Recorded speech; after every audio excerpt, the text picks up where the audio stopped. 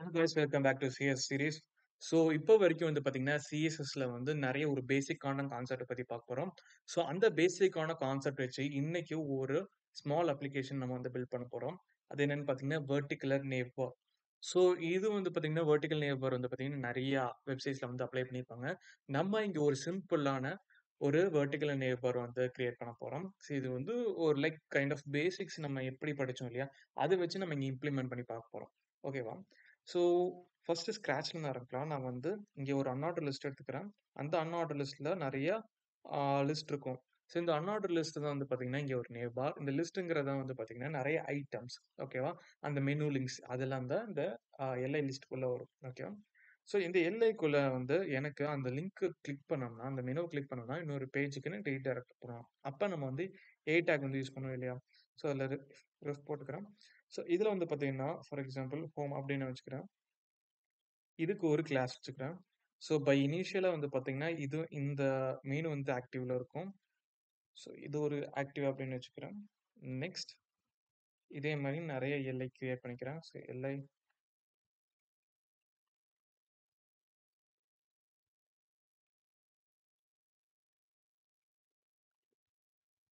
Okay fine.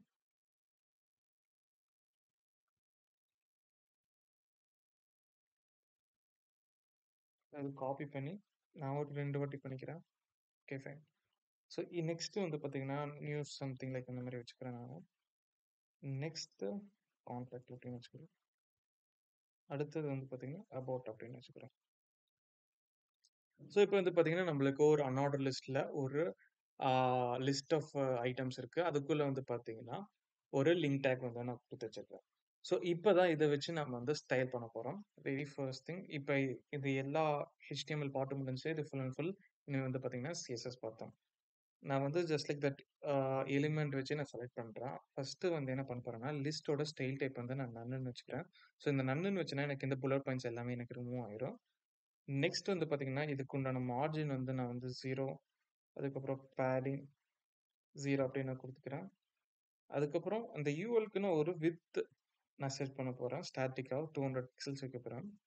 Next வந்து பார்த்தீங்கன்னா, இதுக்கு ஒரு பேக்கிரவுண்ட் கலர் வைக்க போறேன். பேக்கிரவுண்ட் கலர் சம்திங் லைக் இந்த கலர் வச்சுக்கிறேன்.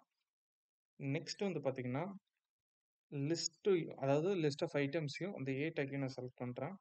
இது வந்து இன்லைன்ல இருக்கும். நான் வந்து ப்ளாக்கு கன்வெர்ட் பண்ணிடுறேன். இதுக்கு வந்து கலர் வந்து நான் குடுக்குற கலர் செட் பண்றேன். கலர் ஒயிட் அப்படின்னு நான் வைக்கிறேன். ஸோ, இப்போ ஒரு பேக்கிரவுண்ட் கலர் நான் செக் பண்ணிக்கிறேன். அக்வா அப்படின்னு சேஞ்ச் பண்ணிக்கிறேன். தட் அந்த ஒயிட் கலர் எனக்கு வந்து விசிபிளா தெரியும். நெக்ஸ்ட் வந்து பார்த்தீங்கன்னா, கலர் குடுத்தாச்சு. இதுக்கு ஒரு பேடிங் நான் செட் பண்றேன். கேப் எனக்கு கொஞ்சம் வேணும். அதனால வந்து 8 பிக்சல்ஸ் டாப் பாட்டம் வைக்கிறேன். அப்புறம் லெஃப்ட் அண்ட் ரைட்டுக்கு வந்து பார்த்தீங்கன்னா, ஒரு 16 பிக்சல்ஸ் வைக்கிறேன். Okay fine. நெக்ஸ்ட் வந்து பார்த்தீங்கன்னா, இதுக்குண்டான டெக்ஸ்ட் டெக்கரேஷன் வந்து நான் நன்னு வைக்கிறேன். நன்னுன்னு வச்சேன்னா, அண்டர்லைன்ல இருக்கிறது வந்து பார்த்தீங்கன்னா, எனக்கு நார்மலைஸ்ட் ஆயிரும். ஓகே. நெக்ஸ்ட் வந்து பார்த்தீங்கன்னா, இந்த எல்ஐல இருக்கிற டேக்கோட ஆக்டிவ் அத நான் செலக்ட் பண்றேன். இது எது செலக்ட் பண்ணும்னா, இந்த ஆக்டிவ் கிளாஸ எனக்கு செலக்ட் பண்ணி குடுக்கும். எல்லைக்குள்ள இருக்கிற ஆக்டிவ் இத எனக்கு செலக்ட் பண்ணி குடுக்கும். இதுல வந்து நான் வந்து ஒரு பேக்கிரவுண்ட் கலர் செட் பண்றேன். பேக்கிரவுண்ட் கலர் சம்திங் லைக் இது செலக்ட் பண்றேன். ஸோ இது எது குறிக்குதுன்னா, இப்போ ஹோம் பேஜ் எனக்கு ஆக்டிவ்ல இருக்கு. அந்த பேஜ் இப்போ வந்து ஆக்டிவ்ல இருக்குதுன்னு சொல்றதுக்காக ஒரு UI, UX டிசைன்ல வந்து நான் வந்து பண்றேன். தட் யூசர் வந்து, ஓ! நம்ம இந்த பேஜ்ல இருக்கிறோம் அப்படின்னு சொல்லிட்டு நம்ம நேபார் வச்சே கண்டுபிடிச்சுருவாங்க. இதுக்கு ஒரு பேக்கிரவுண்ட் கலர் செட் பண்ணி வச்சுட்டேன். கலர் வந்து ஒயிட்ல இருக்கட்டும். அதேதான். நெக்ஸ்ட் வந்து பார்த்தீங்கன்னா, எனக்கு மத்த ஆ நேவ் பார வந்து ஹோவர் பண்ணும்போது, எனக்கு வந்து பார்த்தீங்கன்னா, ஒரு பேக்கிரவுண்ட் கலர் சேஞ்ச் ஆகணும். தட் அவங்க பர்ட்டிகுலரா இந்த மெனு தான் கிளிக் பண்ண போறாங்கன்ட்டு நம்ம UI மூலியமா நம்ம வந்து மென்ஷன் பண்ண முடியும். இதுக்கு எல்ஐ நான் சூஸ் பண்ணிக்கிறேன். எல்ஐல இருக்கிற டேக்க ஹோவர் பண்ணும்போது. அண்ட் தென் எனக்கு ஆக்டிவ் டேக்க ஹோவர் பண்ணும்போது கிடையாது. அதனால வந்து நான் வந்து நாட் செலக்டர் யூஸ் பண்ணிக்கிறேன். நாட் இதுக்குள்ள வந்து பார்த்தீங்கன்னா, நான் கிளாஸ் நேம் வந்து ஆக்டிவ் நான் குடுத்துக்கிறேன். நீங்க சூடோ கிளாஸ் எலிமெண்ட் செலக்டர்ஸ பத்தி பார்க்கணும்னா, நான் ஒரு வீடியோ முன்னாடியே போட்டுருக்கிறேன். அந்த வீடியோ பார்த்தா தான் இந்த வீடியோ உங்களுக்கு புரியும். ஓகே. இதுக்கு வந்து ஒரு பேக்கிரவுண்ட் கலர் செட் பண்றேன். சம்திங் லைக் இந்த கலர் நான் செட் பண்றேன். அதுக்கப்புறம் கலர் வந்து ஆம் என்ன கலர்? சம்திங் இந்த கலர் சூஸ் பண்றேன். ஸோ இப்போ ஹோவர் பண்ணும்போது பார்த்தீங்கன்னா, எனக்கு எனக்கு அந்த இது எல்லாமே சேஞ்ச் ஆகுது. இது கொஞ்சம் கலர் வந்து நான் வந்து வேற குடுத்து பார்க்குறேன்.